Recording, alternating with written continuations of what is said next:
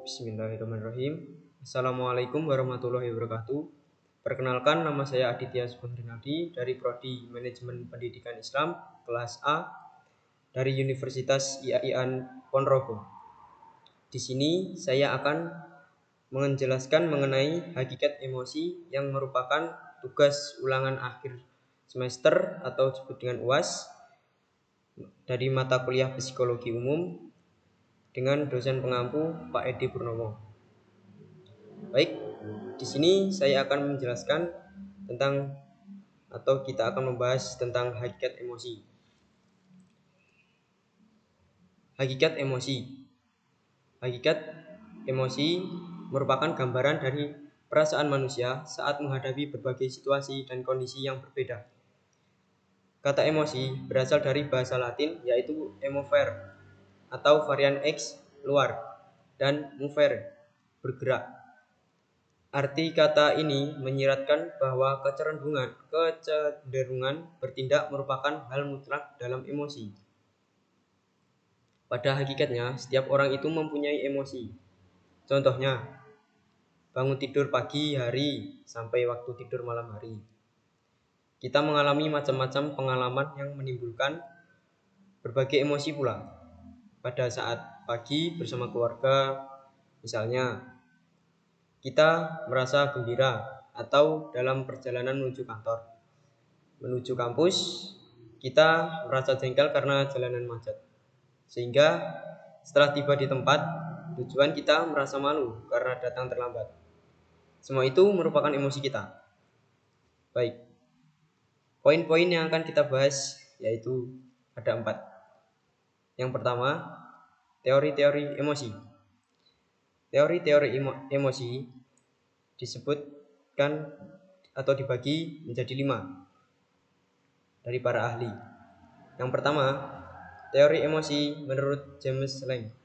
Emosi adalah hasil persepsi seseorang terhadap perubahan-perubahan yang terjadi pada tubuh sebagai respon terhadap berbagai rangsangan yang datang dari luar. Yang kedua, teori Cannon-Bard. Emosi yang dirasakan dan respon tubuh adalah kejadian yang berdiri sendiri. Yang ketiga, teori kognitif tentang emosi. Teori ini memandang bahwa emosi merupakan interpretasi kognitif dari rangsangan tubuh emosional, baik dari luar atau dalam tubuh. Yang keempat, teori emergency Cannon adalah emosi reaksi yang diberikan oleh organisme dalam situasi emergensi atau genting. Yang kelima, teori emosi 2 faktor Scanter sampai Singer. Emosi merupakan fungsi dari reaksi-reaksi tubuh. Baik, yang kedua adalah perkembangan emosi. Perkembangan dapat diartikan sebagai perubahan yang sistematis, progresif, dan berkesinambungan dalam diri individu sejak lahir hingga akhir hayatnya, atau dapat diartikan pula sebagai perubahan-perubahan yang dialami individu menuju tingkat kedewasaan sampai kematangan.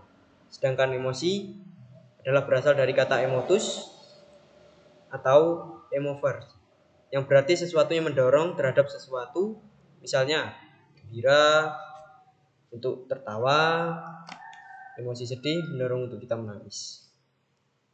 Perkembangan emosi adalah proses yang berjalan secara perlahan, dan anak dapat mengontrol dirinya ketika menemukan self-converting behavior atau merasa nyaman. Atau dengan kata lain, anak belajar emosi secara bertahap. 4 aspek emosi: stimulus, perasaan, respon-respon internal, pola-pola tingkah laku. Dengan membandingkan antara respon-respon emosional anak-anak dan respon-respon orang dewasa, bisa diketahui bahwa perkembangan itu bergerak dari tingkat sederhana ke tingkat yang rumit. Yang ketiga, gangguan emosi.